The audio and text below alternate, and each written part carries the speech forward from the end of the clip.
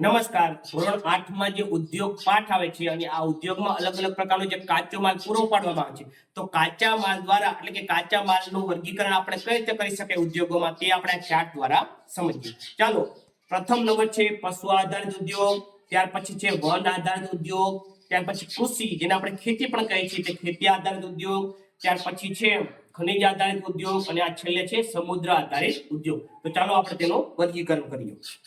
અહીં હું એક સ્ટીક ઉપાડું છું, તેમાં લખેલું છે મત્સ્ય ઉદ્યોગ. તો મત્સ્ય ઉદ્યોગ છે તે સમુદ્ર આધારિત ઉદ્યોગ છે. તો મત્સ્ય ઉદ્યોગનું આપણે વર્ગીકરણ કરીશું સમુદ્ર આધારિત ઉદ્યોગ. ત્યાર પછી આગળ જોઈએ તો છે મકાન નિર્માણ. તો મકાનની જે વસ્તુઓ છે તે આપણને ખનિજ દ્વારા મળે છે, તો તે છે ખનિજ આધારિત ઉદ્યોગ. ત્યાર પછી આગળ જોઈએ તો રસાયણ ઉદ્યોગ છે તે પણ છે ખનિજ આધારિત ઉદ્યોગ. ત્યાર પછી આગળ વધીએ તો સિમેન્ટ ઉદ્યોગ, તે પણ છે રસાયણ એટલે ખનિજ આધારિત ઉદ્યોગ. ત્યાર પછી આગળ જોઈએ તો લોખંડ ઉદ્યોગ છે તે પણ છે ખનિજ આધારિત ઉદ્યોગ.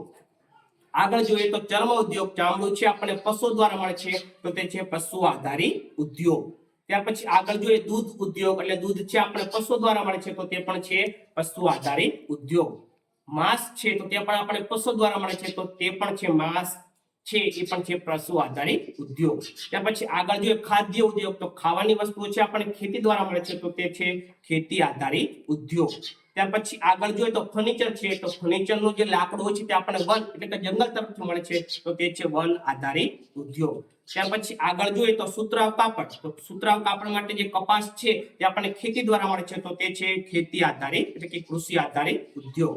ત્યાર પછી છે કાગળ ઉદ્યોગ, કાગળ આપણને છે વનમાંથી એટલે કે જંગલમાંથી મળે છે, તો તે છે કાગળ આધારિત ઉદ્યોગ એટલે કે વન આધારિત ઉદ્યોગ. વનસ્પતિ તેલ તે પણ આપણને છે ખેતી દ્વારા મળે છે. અને છેલ્લે છે શણના એટલે કે શણ છે એ વનમાં થાય છે અને ખેતીમાં પણ થાય છે, તો તે છે ખેતી આધારિત ઉદ્યોગ. તો આ રીતે આપણે ખેતીનું અલગ અલગ પ્રકારના જે ઉદ્યોગો છે તેનું વર્ગીકરણ કરી શકીએ છીએ. આભાર.